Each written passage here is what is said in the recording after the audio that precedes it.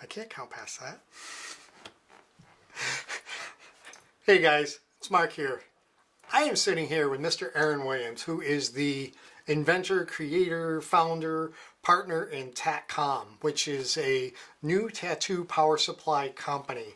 Actually, I think he refers to it more of an electronic speed control because it does a lot more than just supply power to your tattooing machine. It's cool, it's innovative, and I think it's the next step in the future of tattooing, and it's going to make your job a little bit easier as long as you're willing to let it. So here's Aaron. I'm going to shut up for a minute here and let him give you the brief synopsis of the device and what it does. Thanks, Mark. So yeah, this is our electronic speed control power supply, and I guess calling it a power supply might be a little misleading because, like Mark was hinting at, it does a lot more than just supply power to your tattoo machine. It is built to run a brushed rotary machine as consistent as humanly possible. We're doing that through a few years of research into algorithms and other procedures like our calibration routine, using our calibration cartridges. Some new things that nobody's really been doing before that allow us to control these machines with an unbelievable level of precision. So we've come up with just some things like a calibration cartridge, which goes into your standard machine. It allows our power supply to link up with a sensor that's actually embedded right underneath the screen there, and read exactly what this machine's doing. We use this information to calibrate to this machine and tune our algorithms to know exactly how much extra juice to give it when it's bogging, how much juice to take away when it's over speed, and this power supply is calculating 500 times a second exactly what to do to maintain the speed that you want out of your machine. So I don't know if that's a very good beginning description. Well, it kind of gets the point across a little bit. So now the calibration device there, each machine gets its own separate calibration. So because each one is well, it's like us. Each we're all humans, but we're each a little bit different and have our own idiosyncrasies. Or when it comes to a machine, each motor is going to be a tiny bit different. The manufacturing process is going to leave tolerance, variance and tolerance. So you could buy two machines identical at the same time, and one may need an extra tenth of a volt or Exactly. two at any given point in time. And this is kind of like electronic fuel control for a car. Yeah? No? Yeah, like your cruise control. Okay. And some of the older viewers might remember in older cars, older trucks, let's say, with you put a trailer, you start to load the bed up with a bunch of weight. Then you start hitting some terrain with some hills. Where normally with those early day cruise controls, even if you loaded your truck up to the maximum weight, it's going to do a fairly good job at regulating on flat ground and holding the speed that you want. Mm-hmm. Now you start going up and down some steep hills, and as soon as you get to the uphill, your truck's going to slow down below. Say you have your cruise set at 60. Mm-hmm. You're going to slow down to 55. And then you hit the top of the hill and you hit going downhill. Then Right. you go up to 65, and then it's... Well, that was moderating the fuel flow, not the actual speed. Yep. So what you're doing is you're not just setting a voltage, you're moderating the voltage.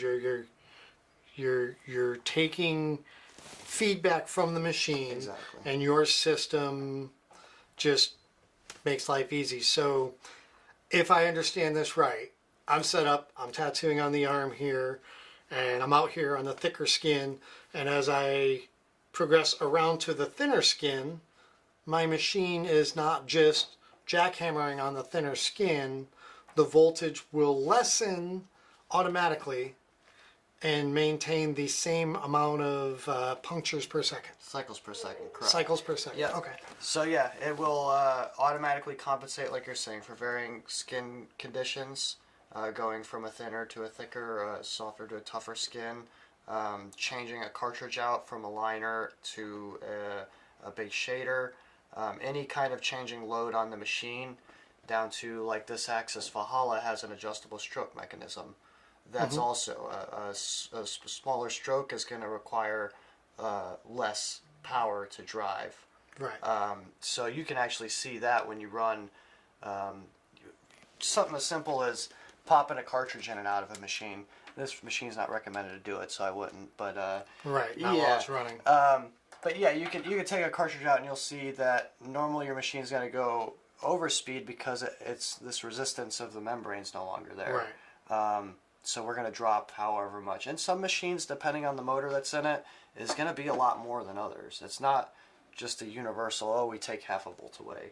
Right. We do this, we do that. It's not one size fits all. Yeah, so you're going to see machines with these real beefcake motors on them that really, aren't, they got that grunt behind them, and they're not going to take very much. I mean, you might see you would be lucky to see a tenth of a volt. Even with a big needle grouping like a 27 mag or something. Wow. Where you go to like a Dragonfly or some of these machines that are trying to become more compact and such, they're putting smaller motors on them.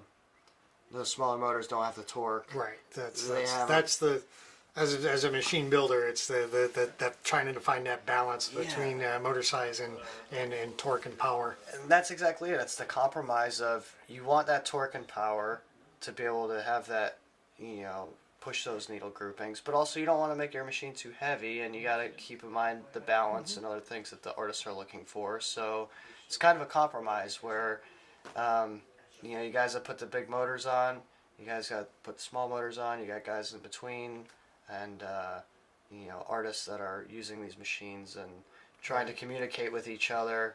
Oh, you've got X, Y, and Z machine, and you run them at 5, 8, and 9 volts, and I've got these machines, and I'm running at this voltages. So everybody's talking voltages, but it's kind of arbitrary when what you're saying, I could take 2 axis Valhallas that were built right behind each other and potentially hook them up and document their speed, and there's going to be not a huge, it's not going to be like one's running double the speed as the other, but it could be several percentage points of error there. Yeah, well, a lot of tattooers don't understand it's not one size fits all when it comes to voltage or whatnot. It's like people ask me a lot too. It's like, hey, are your needles long taper? I don't know, man. Show me a ruler that has long anywhere on it as a measurement. It just doesn't exist. More into the specifics. Okay, so I mean, we met about 2 years ago, 2.5 years ago, and you started to explain to me what you were trying to do. And me being sort of the engineer nerd geek or whatever, I kind of fell in love with the concept right away.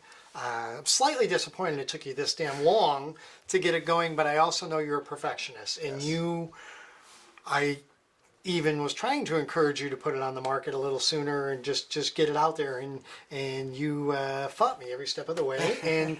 But now we're here. They're live. They're on the site. They can be bought, and I'm excited for you because you're practically homeless after giving up almost everything to get to this. This guy has dedication like you wouldn't believe. So you can feel good about getting in his corner and supporting him, because I can tell you this, he won't let you down. Solid guy. Okay, so back to the power supply. Electronic speed control unit.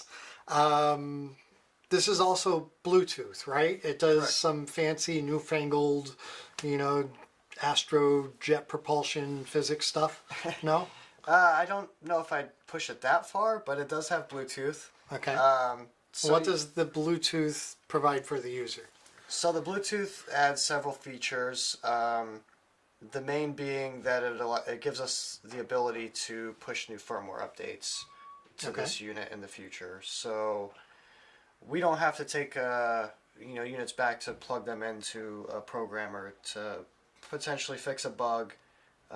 With our manufacturer specific machine calibration list. If I want to add a machine to the calibration list, I could do that through a remote software update. So it makes things a lot more maintainable for us, especially being this is a new technology. And while it has been under development for 2 years, and the core software is pretty proven.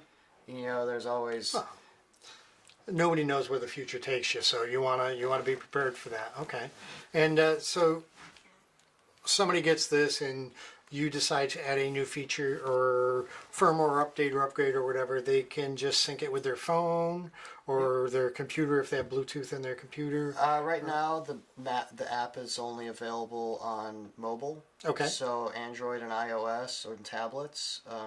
There isn't a PC app available right now. I've been looking into potentially, but I wouldn't hold your breath on it. That's this year. okay. More people have phones than PCs, Yeah. so that's awesome.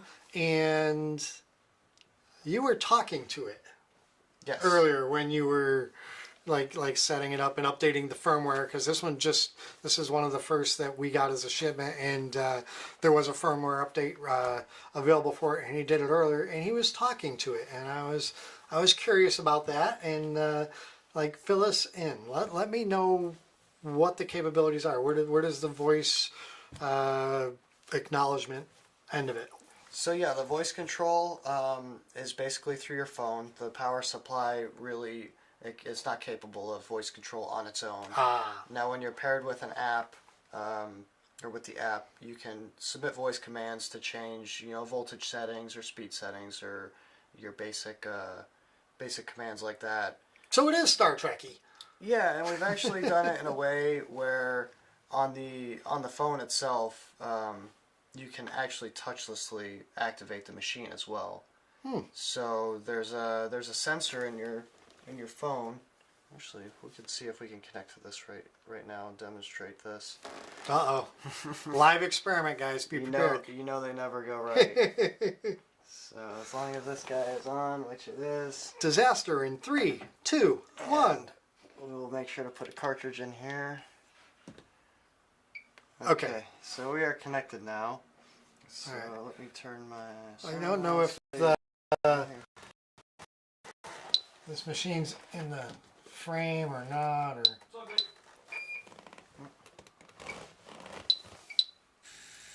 So yeah, you could do a double swipe to activate, start and stop the machine.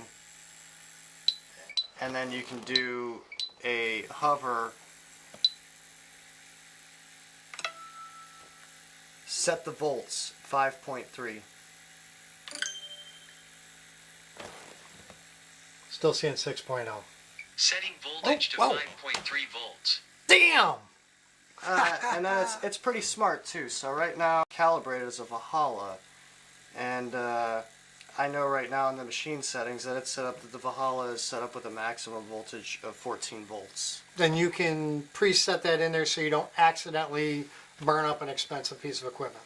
One of the benefits of the manufacturer-specific calibration we have is that information is actually, if we have your machine in here, we already have the maximum voltage it's supposed to operate at. So when you calibrate it, it automatically loads that in as a safeguard. And if somebody has a machine that, let's say, you don't have preloaded, is there a custom setting or adjustment they could do? Yes, when you go and you calibrate an unknown machine, the first thing that it's going to ask you before it goes into calibration is what is the maximum operating voltage this machine is allowed for. And then during the calibration and afterwards, it's going to limit to make sure that you can't go over that to damage. I'm willing to bet you 80% of the tattooers out there don't know what their maximum voltage is. So you guys need to contact your manufacturers, your machine builders, and find that out because, yeah, don't go burning up good stuff. But that is super cool. Now, with the voice commands, does it have to be, like you stated it, or can you just say something like "turn it up and hurt this fucker"? I mean, like. Excuse me. Oops, sorry. Hey, do you think you could set the voltage to like 18 volts? Oh, no. It didn't like that one. How many volts you want, bro? I want 19.6 volts. 19.6 is greater than the maximum permitted voltage of 14 volts. So yeah, I mean it's natural language processing, so it's not that you have to say exactly. Okay, what. that's cool. And if you notice there, that was actually. I would have the responses different, like, "What are you, cracked?" you know? I did, and then we decided we would be kind of nice, like More professional. Are you crazy? 16 volts? Are you trying to kill somebody? But yeah, it's got follow up as well. So like right there, like, can you change the voltage? How many volts you want, bro? So it's gonna ask me how many volts I want. I don't have to say that I want voltage again because it already knows that I requested that. So now I can just say something like 6.2, and it should automatically know I was asking for a voltage and say I'm Setting voltage to 6.2 volts.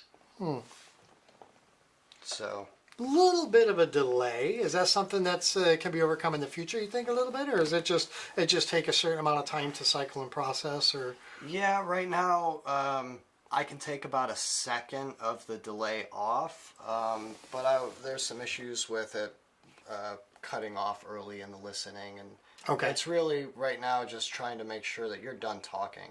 okay, So about a second and a half of that is just making sure, like, okay, he's done talking, because if you listen, it waits about that, and then it does the chime, and then it's fairly quickly to send out and get processed. yeah, okay. But Then it's sort of instantaneous at that point. yeah, and just like the transcription, I mean, there's a lot going on there. Even when you use your Siri or use other voice control like that. I hate Siri.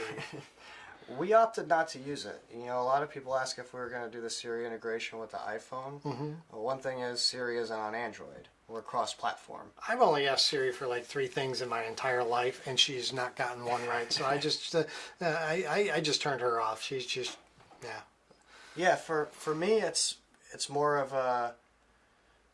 If we were sitting here and I was tattooing with this power supply right now, and you're sitting in my room, you could potentially say, "Hey Siri, do this." right. And there's nothing. Now with the system that we've incorporated this is you actually have to get close to my phone and have physical access to get over this sensor. Right. But without touching it, it's still hands-free for sanitary purposes. Now the hands-free is only on phones right now. Tablets do not have the right type of sensor in them to be able to detect a wave like that. So that is something to be aware of, is that if you're a tablet-only user, that isn't going to be something. Tim Cook, get on that. Bring that shit up to date. But, sorry, my hearing aids are ringing right now because somebody's calling me. And Bluetooth, it's annoying me, so I'm going to kill that. I love that feature, but I also hate that feature. Okay. I'm trying to wrap my head around this because, like I said, I had a basic idea of what it did.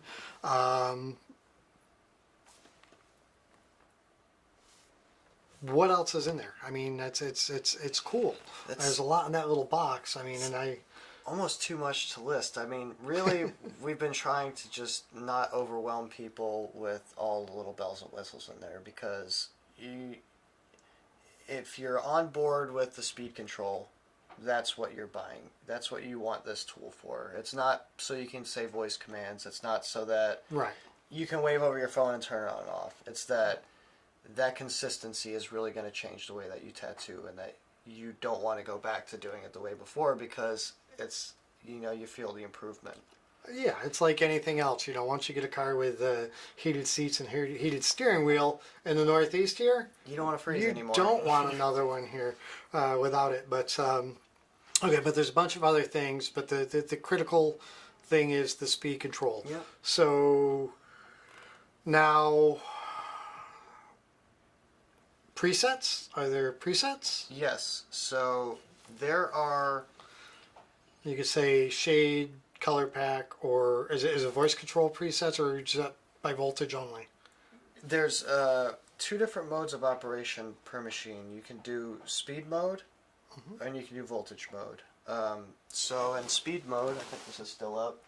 Right now we're in voltage, so we have 6.2 volts DC displayed large, and then the speed down here, which when you start it is actually going to be 50 hertz or so at 6.2 volts, and that's the actual speed now. So that number is fluctuating. This number is the larger number is going to be your commanded number. Okay. So that's one drives one is a master, one is a slave. Essentially, yeah. Okay.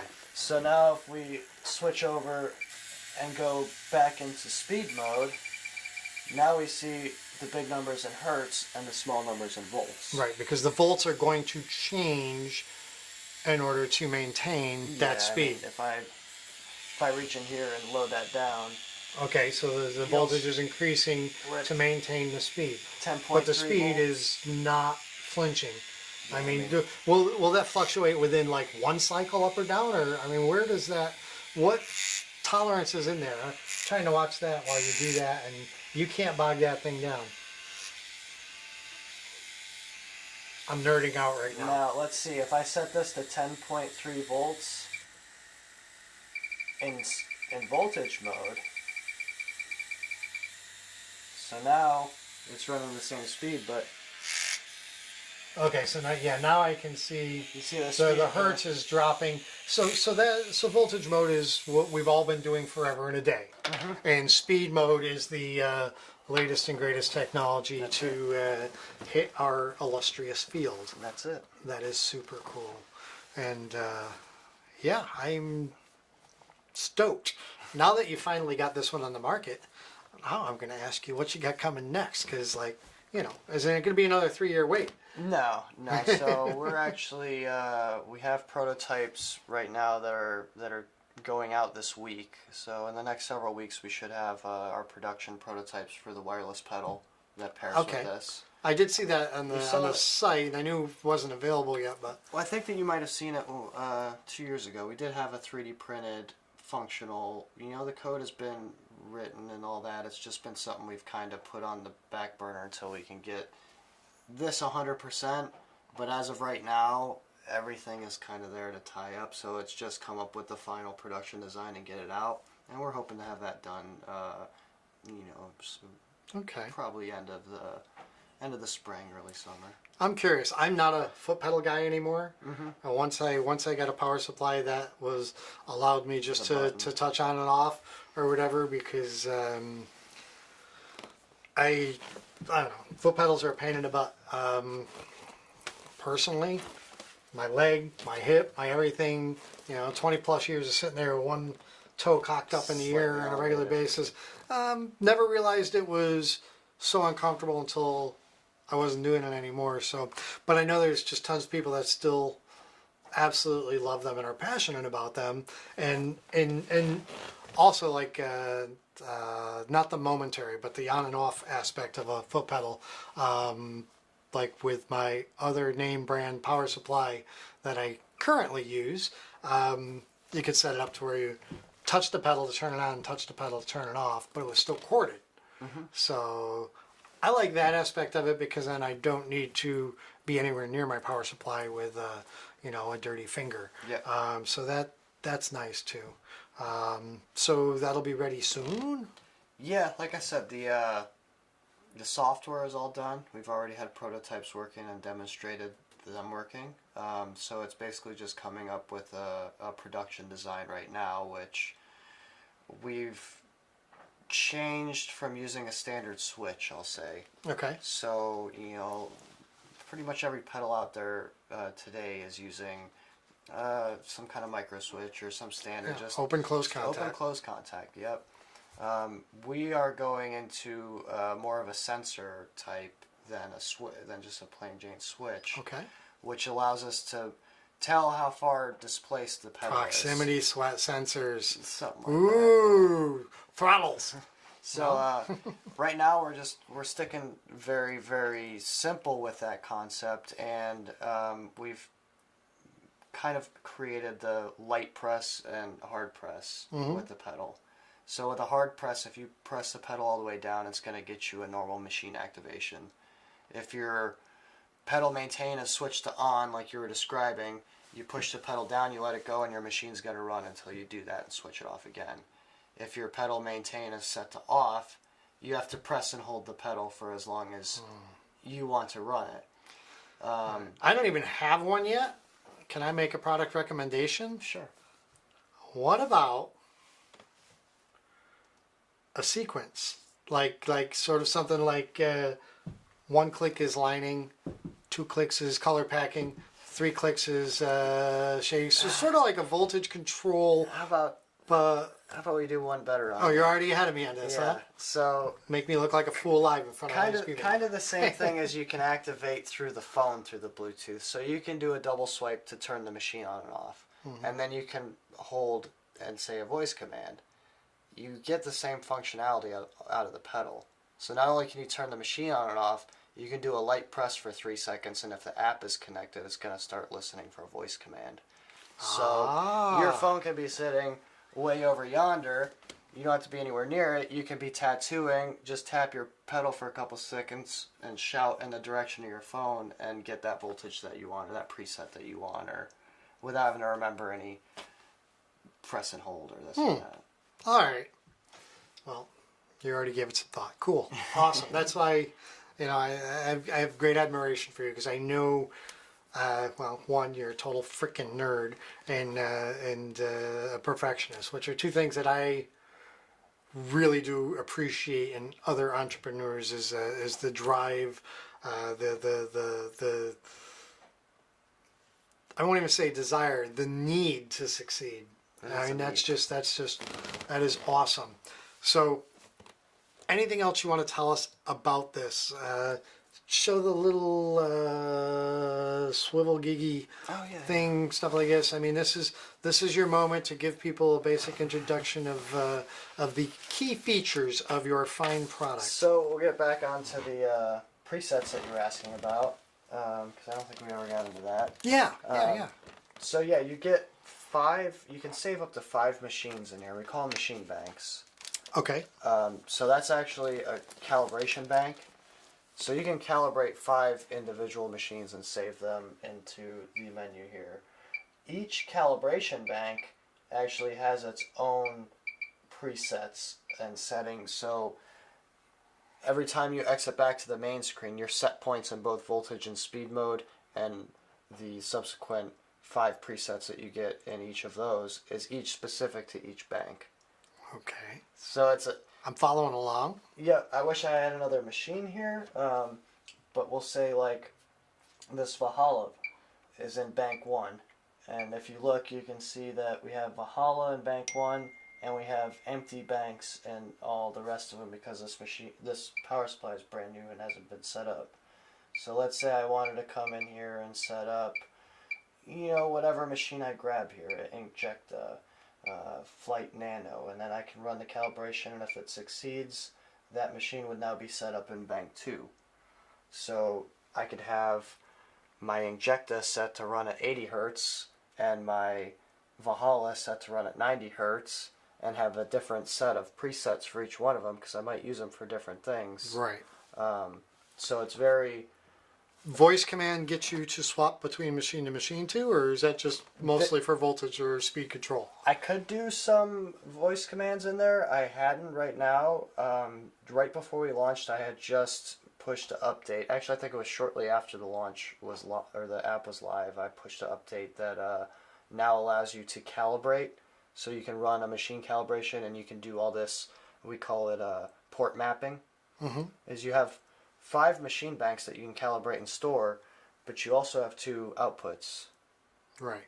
So you have to have a way to take those 5 and map it to the 2 and be able to say, I want to take machine number 5 and put it on output port number 1 or vice versa and manage that. So you can do that both through this unit. That's the other nice thing is that we have taken a lot of time to design this so that the app is not a requirement. Right. Okay. You can do all that stuff through the power supply without first. getting without near the your app. phone. Okay. Yep. All right. I just think it would be like if you got the 2 jacks. So you say you have one machine you prefer for lining and one you prefer for shading and color packing, and without having to touch anything, just give the little voice command as to Valhalla or Neotat or FK or See, there's a product suggestion. Yeah. To overcomplicate your world and make you lose more sleep. Calling out by name like that could be a challenge.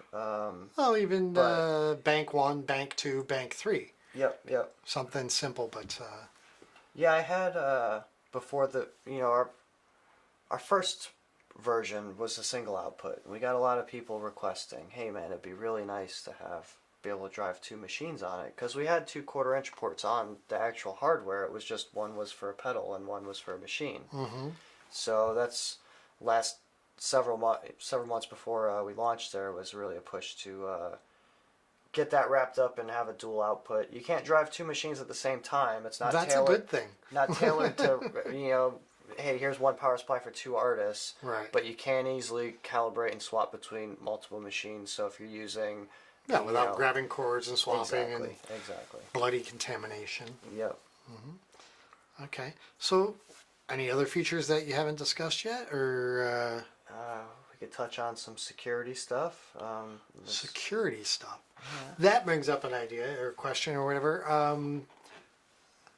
The Bluetooth thing. I know it's all pretty. You have to have it all really secure and stuff like this, or whatever, too. But like, say you're in a big convention hall.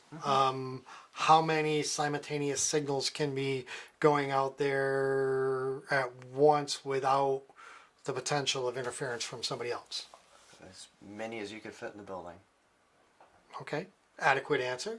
Yep. Nice. So we fall under Bluetooth standards. We use a Bluetooth standard pairing, which is a numeric comparison. You'll notice when you first connect the power supply, it's going to present a 6-digit code on the power supply and on your phone. That's to verify that they're both talking to each other and that's right. So that's something you might already be familiar with, pairing your phone with your car, your TV, or something else like that. So that falls under the Bluetooth standard of security. We've gone an extra level and added application layer security as well. So we have certain things like you could go and download the app, but you can't connect to a unit until you're the registered owner of it. So once you are registered, I can't go and connect to Mark's power supply until I transfer that registration. Somebody steals your junk, they can't use it? They can not connect with the app in that case. We do have more security there that would prevent them from using it. And that's... I like that idea. I just love to screw with thieves. So yeah, if you go on the menu to the lock screen, we actually will let you set a 6-digit PIN. Nice. So the 6-digit PIN will, as soon as you remove power and plug it back in, you'll be prompted to enter the PIN before it will unlock. You get five attempts to unlock the device. If you fail, then it goes into a permanent lock where it's going to generate a code that you will have to supply to us, and we can generate that code. But you're not going to give out the code until you know you're dealing with the registered user. Awesome. But you don't have to contact us, because if you're the registered user, you just go on the website and enter that code in your... Okay, so you don't have to wait till 9 a.m. Monday morning to use your And it's stuff. gonna say, okay, he's registered, he owns it, go ahead and unlock it. Okay. Yep. So, Awesome. So each one of these is serial numbered, pass-coded, super secure. No purpose in the world for a thief to steal it. That's awesome. And like you said with the convention, we consider this a medical device. It's doing a procedure. When somebody's tattooing a client, and the possibility for somebody to get in there and maliciously connect at a convention. Say a disgruntled employee comes outside a shop and knows somebody's got it, downloads the app and says, I'm going to jack their voltage to 16 volts, the maximum output, when they're in the middle of a line. I don't know anybody would do anything like that. I mean, I don't really know anybody that would do anything like that either, but so yeah, that was something we didn't take very lightly in the development of this, and trying to make sure that we had all those bases covered to where there's been plenty of companies that have developed wireless tools before. I'll use an example of Fender released a guitar amp. Luckily the exploit was never, it wasn't anything like this would have been that could have potentially hurt somebody, but basically their amplifiers, their new Bluetooth amplifiers, this is several years back, but didn't have any way to check or to authorize who was connecting. So the potential, let's say Mark's up on stage playing guitar at the gig and just railing his solo, and then I'm sitting in the crowd and I'm like, man, I'm really jealous of how good Mark is on the guitar, so I'm just gonna go and play. Start playing Dolly Parton or some shit. You can basically hijack their amp and play whatever you wanted over it with That sounds like fun. So it wasn't anything that got really exploited, but it was uncovered by some security researchers, or so.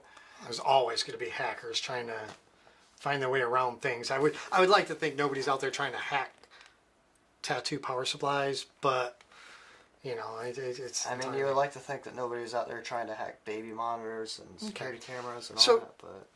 Okay, so back to basics here. You are a tattoo power supply manufacturer at this point in time, but ultimately, you're kind of a technology company. So I mean, yes, this performs a physical task and provides a service for tattooers, but I don't think you're going to stop there. I think you are going to try and develop and implement more technology to help the tattooers in the future, right? Yep. This isn't just sort of like a jump out and try and make some money on a stupid electrical box and move on. You're a tattoo collector and enthusiast and part of the community. Yep. We definitely have some plans outside of just the power supply here. Not that I'm trying to pry anything out of here, because it's all top secret. No, but there is a lot of opportunity for improvement, I feel like, in all kinds of areas. And it's really just, like you said, not trying to jump at it and take it from looking at it making money. It's trying to look at it as how can we really make a difference and how can we give tools to... I mean, if you do that, the value will come from it. We touched on that earlier on the drive from the airport and stuff like this, where it's like anything you do that's driven by monetary gain is almost always destined to fail.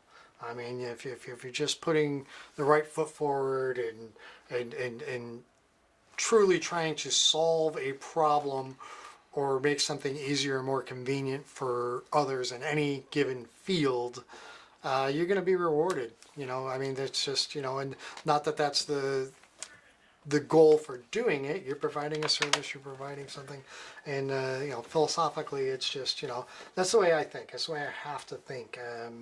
I can make an awful lot more money, even within this industry, just by selling out to anybody, everybody, all that or whatever. Money's, I like money just as much as the next guy, but I also like to be able to sleep at night. My conscience, which I never had until my wife, but now that I have a conscience, I like to keep it at peace. So awesome. I'm glad that you have a bunch of cool stuff in the works. I appreciate you flying all the way up here to have this conversation. I enjoy your friendship. And I'm pretty sure we're probably going to work with some stuff here moving forward to, I've got ideas, you've got ideas, and I'm sure somewhere along the ways they're going to overlap, and we'll try and do some cool stuff together. For sure. But anything else you want to plug? Hit your website, your Instagram, tell people where they can go and spend your money. Besides me, you can always spend your money with me. Available at Needle products? Jig, Tattcom.us, our website, at Tattcom on Instagram. That's basically it. We use that handle everywhere. I can't really think of too much else here that I want to hit on. Right. Well, if we forgot anything, we'll follow up later, and or as the new developments, the new products come out or whatever. I'm sure we're going to do this more than once for sure. I guess if we had any questions or anything, any live. Yeah. Do we have any questions? I mean, I don't know if we how well the live is going on out there, but The comments are that the sound is working perfectly, but I didn't get any questions. A couple people were happy that the sound was working. okay. Well, I'm glad we got most people's questions and issues resolved, and I'm excited, man. Always good to see you, sir. For sure. I appreciate your time. I appreciate your efforts. And yeah, and before we go, you got to do the whole like, share, and subscribe thing to the viewers. You got to give them the sales pitch on my behalf. All right, so thank you for watching the Needle Jig live presentation. Make sure to slam that like, share, and subscribe button, and tune in next time with us for some more awesome tattoo talk. I love putting people on the spot like that. Thanks again. Catch you next time, kids.